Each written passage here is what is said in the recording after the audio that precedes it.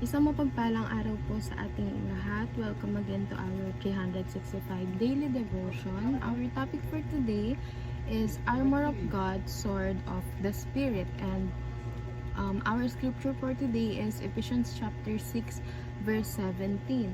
And take the helmet of salvation and the sword of the Spirit, which is the word of God. So sinasabi dito na ang sword daw, sword of the Spirit. Ibig sabihin, kung binigyan tayo ng Panginoon ng panangga para sa mga kaaway, binigyan niya rin tayo ng sandata para labanan sila.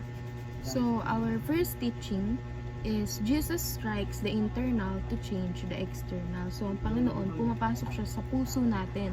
So, internally, hindi siya, kumbaga pag pumasok kasi ang Panginoon sa buhay natin, kung hinayaan natin siya pumasok sa buhay natin, hindi lang yung internal yung nababago sa atin. Kumbaga, nagsashine siya from within, nababago siya.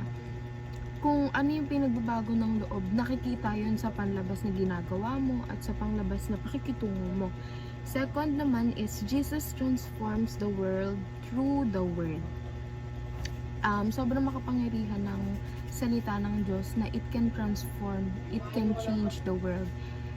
Tinatransform niya yung mundo, ginagawa niya, nire-restore niya yung mundo.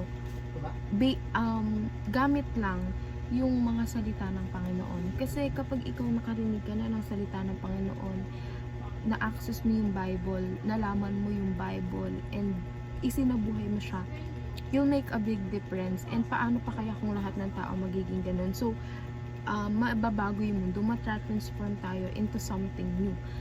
And that is a good thing. So, third, Jesus used the sword of the Spirit to defeat the evil spirit. So, meron kasing dalawang spirit. Yung isa is Holy Spirit. Second is yung evil spirit. So, palagi yan naglalaban-laban. So, nung umakyat ang Panginoon natin sa langit, nag-iwan siya sa atin ng something na magagabay sa atin sa araw-araw, and that is the Holy Spirit. Kaya nga tatlo yun. Isang Ama na nasa langit, isang si Jesus, and isang Holy Spirit. And yun yung ginagamit niya upang matalo yung mga evil spirit. And moving on naman tayo sa application, trust the word to change the world. Alam nyo, kapag ikaw kasi, when you're feeling so down, mararamdaman mo talaga ng makapangyarihan yung salita ng Panginoon. Kasi sometimes when you're feeling down and you want answers, doon mo makikita lahat sa salita ng Diyos. Kapag nagbabasa ka ng Bible, nagbabasa ka ng scripture, you'll get everything that you're asking for, or makukuha mo yung mga sagot na tinatanong mo sa Panginoon. Second naman is find your role in God's goal. So, ang goal ng Panginoon is ang lahat tayo ay mailigtas. Ang lahat tayo ay makuha niya in the second coming. So, what is our role? Ang role natin is to share the word of God, to spread the word of God, para hindi lang tayong mga nakakaalam yung maligtas, kundi ang buong mundo, kundi ang lahat ng mga mahal din natin sa buhay.